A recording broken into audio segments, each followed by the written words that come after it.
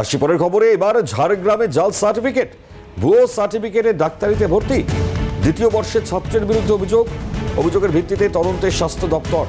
ঝাড়গ্রাম মেডিকেলের প্রিন্সিপালকে তলব করেছেন মেডিকেল এডুকেশন ডিরেক্টরেট। এর মধ্যে বড় অভিযোগ সামনে আসছে। বিদেশ রয়েছে টেলিফোন দ্বারা আমাদের প্রতিনিধি। বিদেশ, ঠিক কি অভিযোগ সামনে আসছে? একেবারে মনে প্রথমত বলবো যে এসএসকেএম হাসপাতালের ক্লারিফিকেশন যে রয়েছেন সেখান থেকে কিন্তু তার বৈঠক শুরু হয় এবং তারপরেই জানা যায় যে অনুব্রত শ্রেণী কল্যাণ দপ্তরের তরফ থেকে একটি অভিযোগ জানানো হয়েছে। সেখানে যে মেডিকেল কলেজ সূত্রে যেটা জানিয়েছিল যে চন্দ্রকোনা 2 নম্বর ব্লক জৈনিক সংলগ্ন দাস নামে এক ব্যক্তি ঘাটাল থানায় অভিযোগ দায়ের করেছিল। এরপরে সেই কপি এখন কমপ্লেন কপির মধ্য দিয়ে কিন্তু তদন্ত শুরু হয়।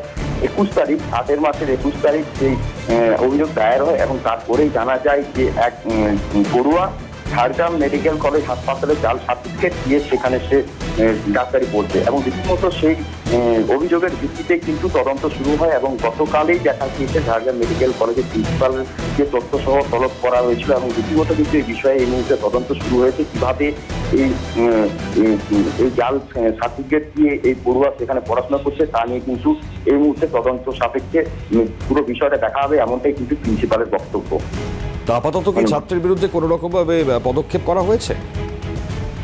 একেবারেই দেখুন, এই ঘটনায় কিন্তু পুরো যেভাবে চাঞ্চল্য ছড়িয়ে পড়েছিল, রীতিমতো এসএসকেএম থেকে শুরু করে বিভিন্ন জায়গায় যেভাবে এই ঘটনা নিয়ে চাঞ্চল্য ছড়িয়েছে তাতে কিন্তু পুরোপুরিভাবে খতিয়ে দেখার একটা চেষ্টা চলছে। রীতিমতো স্বাস্থ্য বিভাগেও সমস্ত আধিকারিকদের সাথে এক বৈঠক করা হয়েছে এবং পুরোপুরিভাবে যাতে এই সমস্যাটা যেভাবে তৈরি হয়েছে তা কিন্তু ক্লিয়ার করার জন্য রীতিমতো তলব করা হয়েছে তাদের মেডিকেল বিভাগের সমস্ত আধিকারিকদেরকে। এই মুহূর্তে যেটা প্রিন্সিপালের বক্তব্য যে হয়তো এই বিষয়টা তাদের কাছে কখনো এসে পৌঁছায়নি, এই মুহূর্তে অভিযোগের সাপেক্ষে যেহেতু তাদের কাছে খোলাসা হয়েছে তারা পুরোপুরি এই বিষয়টা নিয়ে খতিয়ে দেখছেন এবং কিভাবে হয়েছে তার কিন্তু সেটা পুরোপুরি তারা দেখবেন।